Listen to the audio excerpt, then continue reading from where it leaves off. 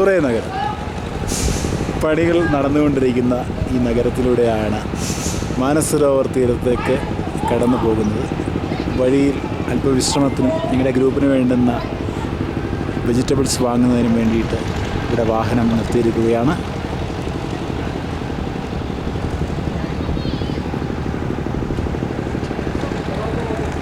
നിങ്ങൾ സഞ്ചരിക്കുന്ന വാഹനമാണ് ഈ കാണുന്നത്. മാനസരോവർ തീരത്തൂടെ ഗുഹയിലേക്കുള്ള യാത്രാമധ്യേ വണ്ടിയുടെ റേഡിയേറ്റർ ചൂടായി തുടർന്ന് നിർത്തിയിട്ട് എല്ലാവരും ഇവിടെ ഇറങ്ങി ചിത്രങ്ങളും മറ്റും എഴുതുകയാണ്. സുന്ദരമായ മാനസരോവർ തീരം കാണാൻ സാധിക്കുന്നു.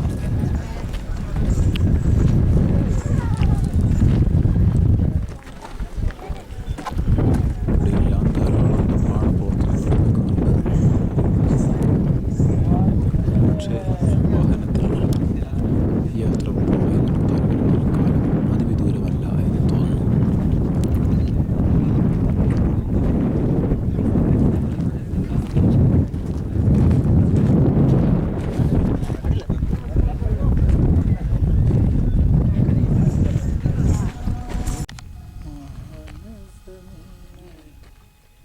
രാവിലെ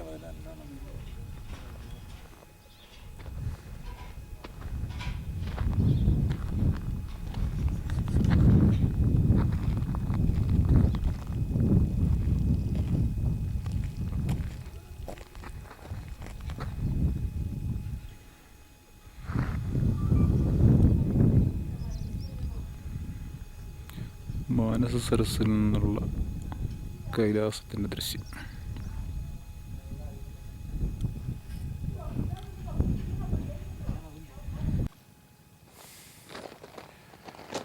മാനസ സരോവർ തീരത്തുകൂടി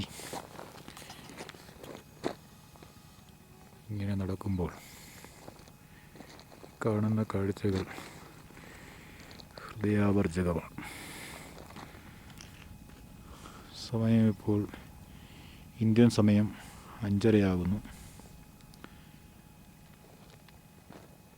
ഇവിടുത്തെ സമയം രാത്രി 8 മണി. ഇനിയും സൂര്യൻ അസ്തമിച്ചിട്ടില്ല.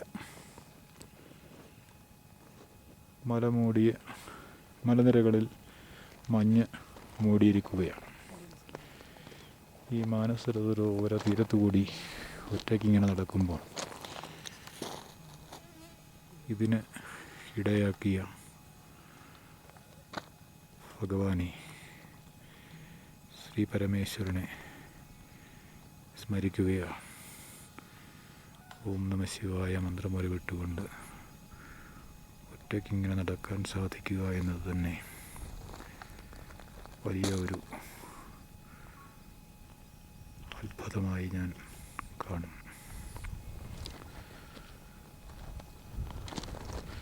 ബ്രഹ്മാവിൻ്റെ മനസ്സിൽ നിന്ന് ഉണ്ടായ മാനസ സരസ് 85 കിലോമീറ്ററിലധികം ചുറ്റളവിൽ നീണ്ട് പരന്ന് കിടക്കുന്ന ശുദ്ധജല തടാകം.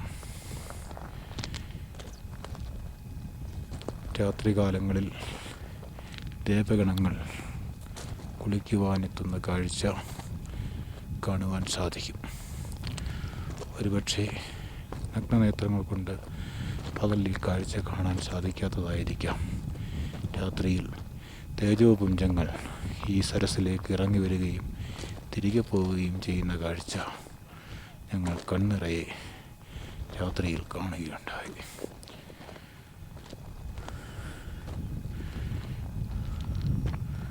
ഭൂമിയിലെ ഈ അത്ഭുത ലോകം കാണുവാൻ അല്ലയോ ഭഗവാനെ എല്ലാവർക്കും അവസരം ഉണ്ടാക്കി കൊടുക്കണേ. ഓം നമഃ ശിവായ, ഓം നമഃ ശിവായ, ഓം നമഃ ശിവായ. വൻവൃക്ഷങ്ങളൊന്നും തന്നെ ഇവിടെയില്ല. ചെറിയ പുൽച്ചെടികൾ മാത്രം, ചെറിയ എലികൾ മാത്രമേ ഇവിടെ ജീവികളായിട്ട് കാണുന്നുള്ളൂ. അതും വളരെ അപൂർവമായി മാത്രം. ഈ മാനസ തീരത്ത് നിന്നുകൊണ്ട് കൈലാസത്തെ ദർശിക്കുവാൻ സാധിക്കും. പക്ഷേ മേഘങ്ങളാൽ മൂടിയിരിക്കുന്നതിനാൽ ഇത് ഇപ്പോൾ കാഴ്ച സാധ്യമല്ല.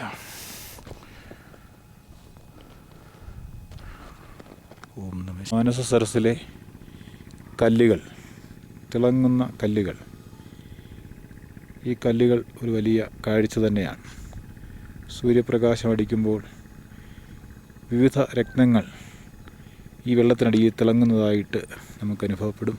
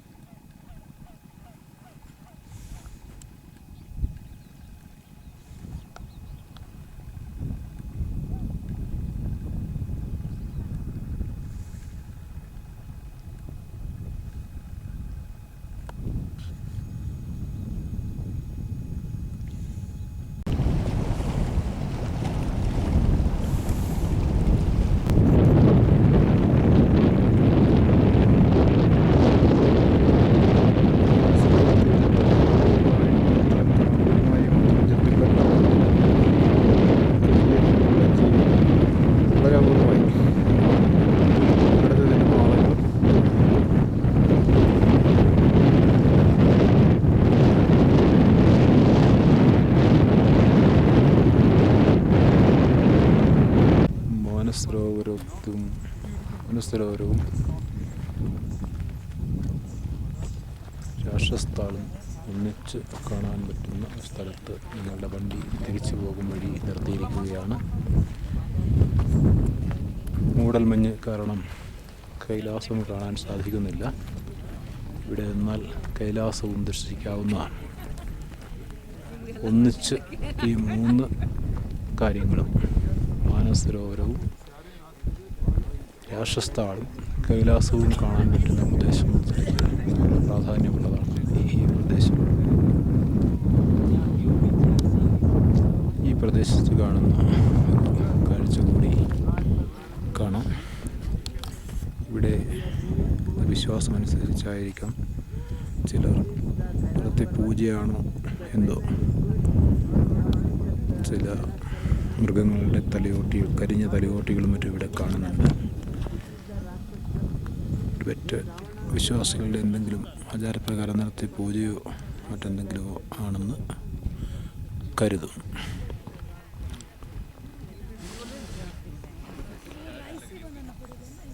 കനത്ത മൂടൽമഞ്ഞിൽപ്പെട്ടിരിക്കുകയാണ് ഈ പ്രദേശങ്ങൾ മുഴുവൻ തന്നെ.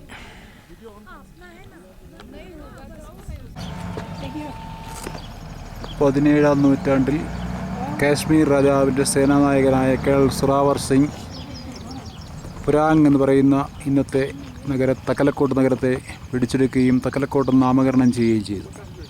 കേണൽ സുറാവർ സിംഗ് തൻ്റെ ഭാര്യയെ ഭാരതത്തെ സുരക്ഷിത സ്ഥാനത്തേക്ക് ആക്കി തിരികെ മടങ്ങി വരും വഴി പിടിക്കപ്പെടുകയും അദ്ദേഹത്തിൻ്റെ ശരീരം കഷ്ണം കഷ്ണമായി മുറിച്ച് ഓരോ വീടുകളിലും സൂക്ഷിക്കുകയും ചെയ്തിട്ടുണ്ട്. പക്ഷേ ഇന്നും ടിബറ്റുകാർ ഈ വീരസൈനികനെ ആരാധിക്കുന്നു. അദ്ദേഹത്തിൻ്റെ സ്മാരകമായ ഈ പ്രദേശത്ത് അദ്ദേഹത്തിൻ്റെ ശമ്പളം ഇന്നും കൊണ്ടുപോയി വയ്ക്കാറുണ്ടത്രേ. എന്തായാലും ഭാരതത്തിൻ്റെ ഈ വീരസൈനികൻ്റെ സ്മരണകൾക്ക് മുമ്പിൽ ഞങ്ങൾ നമിക്കുന്നു. ഓം നമഃ ശിവായ. തക്കലക്കോട്ട് നഗരം.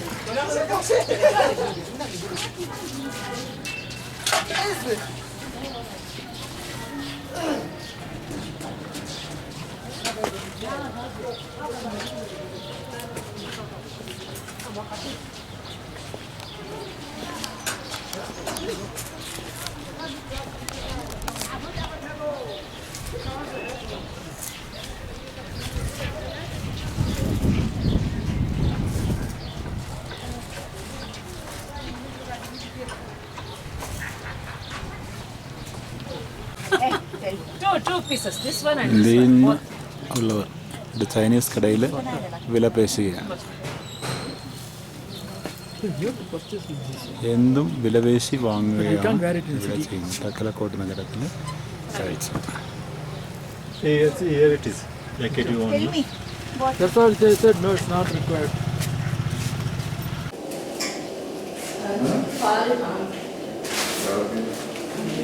ചക്കലക്കോട്ട അടുക്കളയിൽ യാത്രികർ തന്നെ ആഹാരം പാകം ചെയ്യുകയാണ്.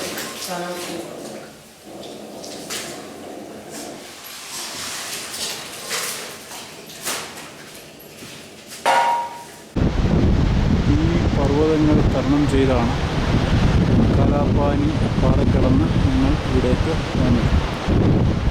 ഭഗവാന്റെ സഹായം കൊണ്ട് മാത്രമേ ഈ പർവ്വതനിരകളെ തരണം ചെയ്യാൻ സാധിക്കുകയുള്ളൂ.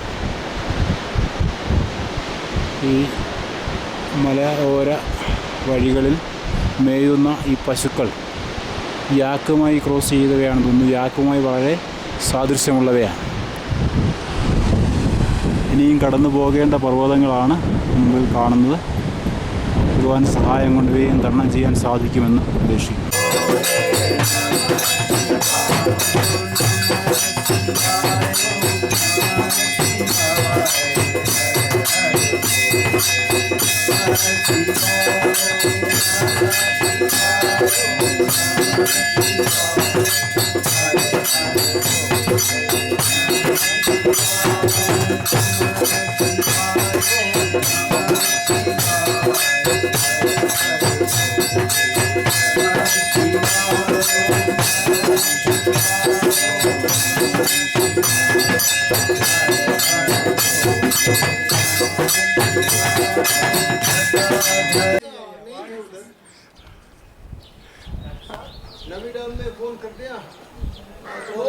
നമശിവായ, ഓം നമശിവായ. ഗുഞ്ചിയിലേക്ക് സ്വാഗതം, ഗുഞ്ചിയിലേക്ക് സ്വാഗതം.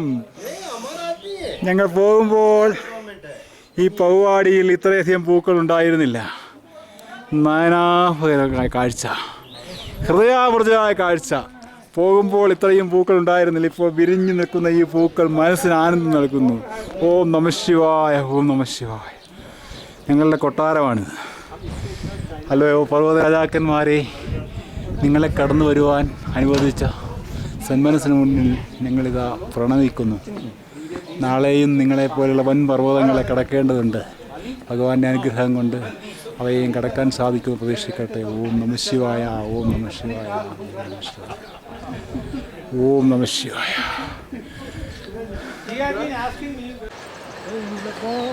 ഗുഞ്ചിയോടെ വിട പറഞ്ഞ് ബുധിയിലേക്കുള്ള യാത്രയിലാണ്. കാളി നദി ഇവിടെ നേപ്പാളിനെയും ഭാരതത്തെയും വേർതിരിച്ചുകൊണ്ട് ഒഴുകുകയാണ്.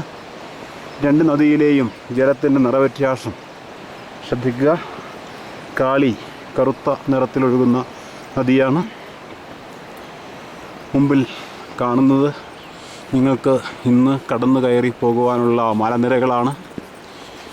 ഹേ മനുഷ്യ, നീ എത്ര നിസ്സാരനാണ് എന്ന് വിളിച്ചോതിക്കൊണ്ട് വമ്പൻ മലനിരകൾ ഞങ്ങൾക്ക് മുമ്പിൽ നിൽക്കുമ്പോൾ, അല്ലയോ പർവ്വത രാജാക്കന്മാരെ, നിങ്ങളെ കടന്നു പോകാൻ അനുവദിക്കണമേ എന്ന പ്രാർത്ഥനയോടെ ഞങ്ങൾ മുമ്പോട്ട് നീങ്ങുകയാണ്.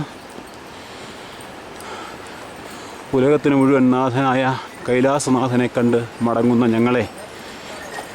നിങ്ങളെ കടന്നു പോകാൻ അനുവദിക്കണേ പർവ്വത രാജാക്കന്മാരെ എന്ന പ്രാർത്ഥനയോടെ നമശിവായ ജപിച്ചുകൊണ്ട് ഞങ്ങൾ യാത്ര തുടരുകയാണ്. ഏത് നിമിഷവും നിങ്ങൾക്ക് നിങ്ങളുടെ യാത്ര തടസ്സപ്പെടുത്തുവാനാവും എന്ന് ഞങ്ങൾക്ക് ബോധ്യമുണ്ട്.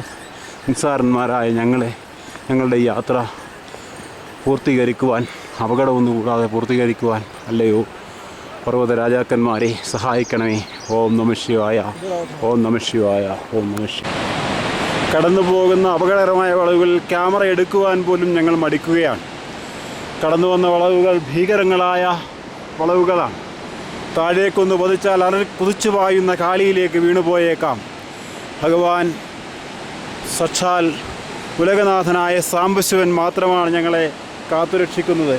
ഭഗവാനെ, അങ്ങയുടെ പാദങ്ങളിൽ പ്രണമിച്ചുകൊണ്ട് അപകടം കൂടാതെ യാത്ര പൂർത്തിയാക്കുവാൻ അനുവദിക്കണമേ എന്ന പ്രാർത്ഥനയോടുകൂടി ഈ പർവ്വത സാനുക്കളിലൂടെ ഞങ്ങൾ കടന്നു പോവുകയാണ്.